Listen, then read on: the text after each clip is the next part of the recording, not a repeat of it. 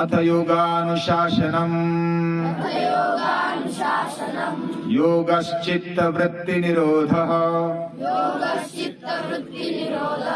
योगश्चित्तवृत्तिनिरोधः तदा द्रष्टुस्वरूपेव स्थानम् तदा द्रष्टुस्वरूपेव स्थानम्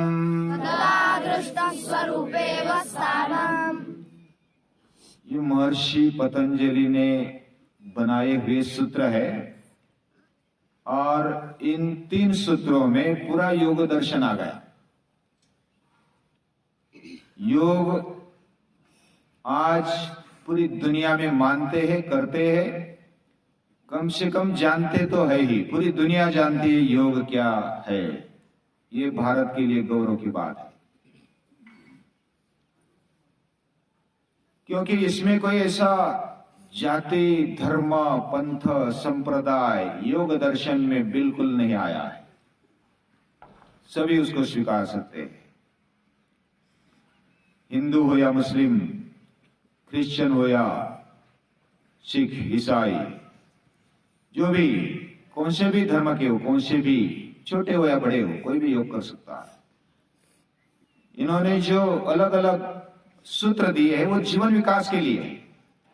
मानव उत्तम कैसे बने ये इसमें दिया है। कौन सा भी मानव, इस दुनिया में रहने वाला कौन सा भी मानव मात्र, उसका शरीर अच्छा रहे, उसका मन अच्छा रहे, पूरा अंतःकरण अच्छा रहे, सुदृढ़ रहे, निरोगी रहे, इसके लिए ये योग दर्शन बनाया हुआ है।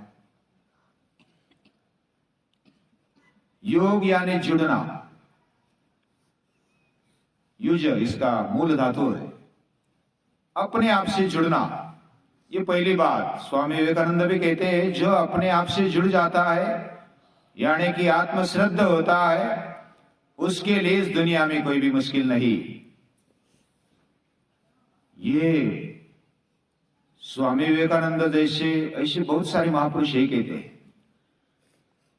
स्वयं भगवान भी यही कहते हैं, उद्धरेद आत्मनात्मानम, खुद का उद्धार खुद करना है, फिर बाकी की क्या आवश्यकता नहीं। क्या ऐसा नहीं।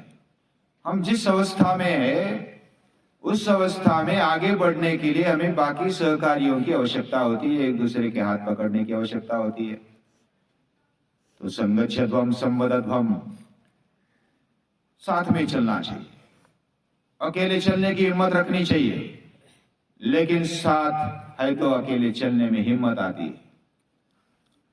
और अपने आप से जुड़ना ये एक योग है। पूरी सृष्टि के साथ जुड़ना ये भी एक योग है। भगवान के साथ जुड़ जाना ये भी योग है।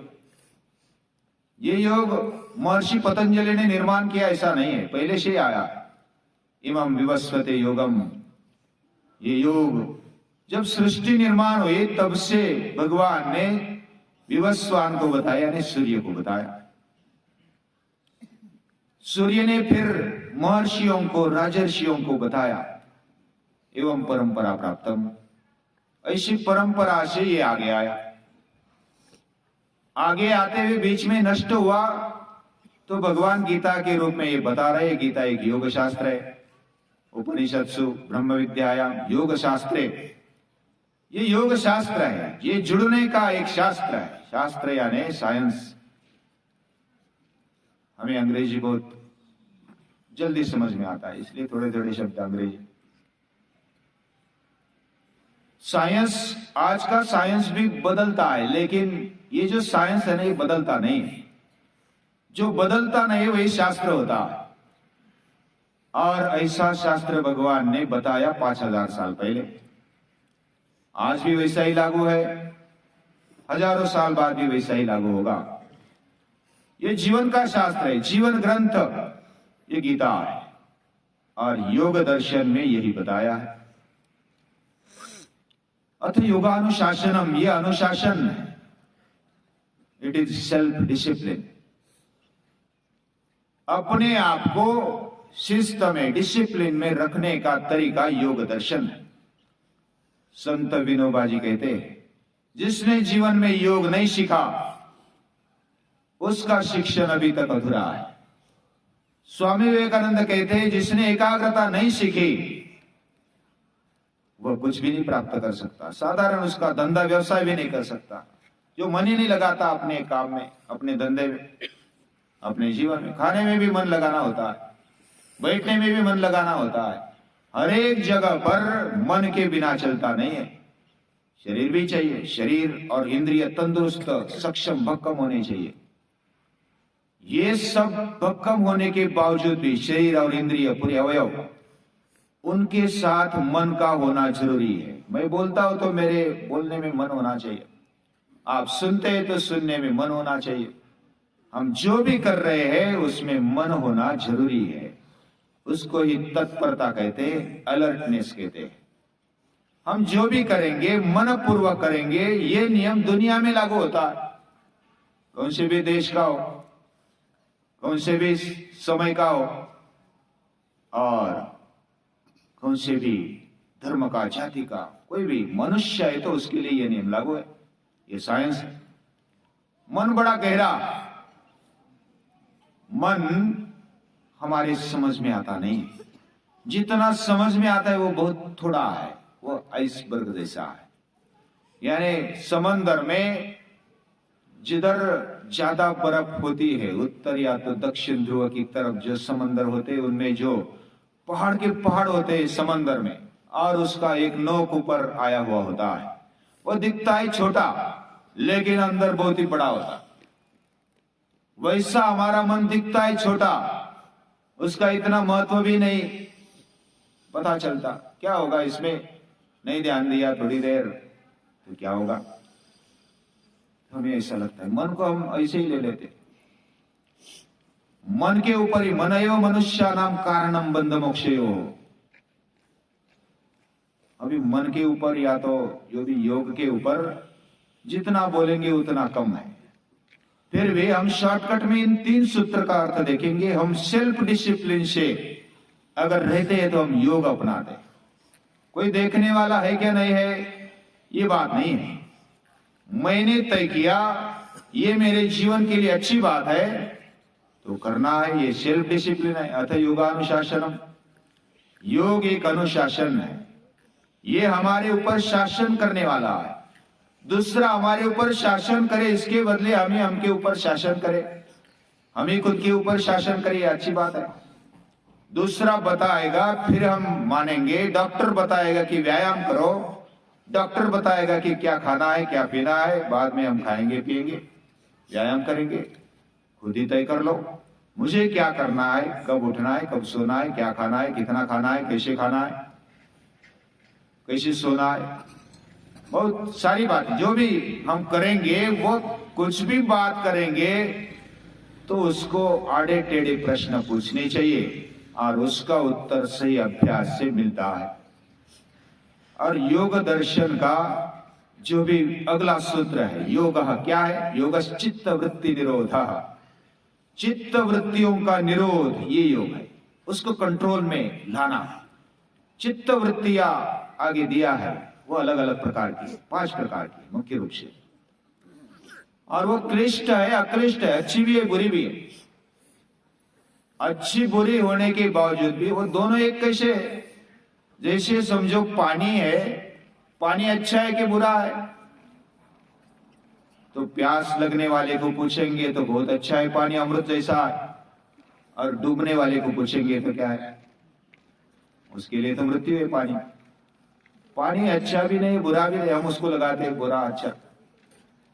वैसे कौन सी भी बात इस दुनिया में अच्छी बुरी नहीं है, वो हमारे लिए कौन सी उपयोगी है, कौन सी योग्य है, कौन से समय में, ये हमें अभ्यास से तय करना है। हमारी जो चित्त वृत्तियां है वह चित्त वृत्तियां हमारे लिए क्लिष्ट भी है अक्लिष्ट भी है। हम उसका उपयोग अच्छे के लिए कर सकते हैं, ऊंचा जाने के लिए कर सकते हैं। अगर नहीं करेंगे तो वो नीचा खींचेगी। जैसे जो किसान है उनको मालूम है, खेती अच्छी करेंगे, ध्यान देंगे तो अच्छी होगी, थोड़ा सा भी दुर्लक्ष्य कर दिया तो पूरा साल पूरा फसल वो काम में जाता है, यानी काम नहीं आता।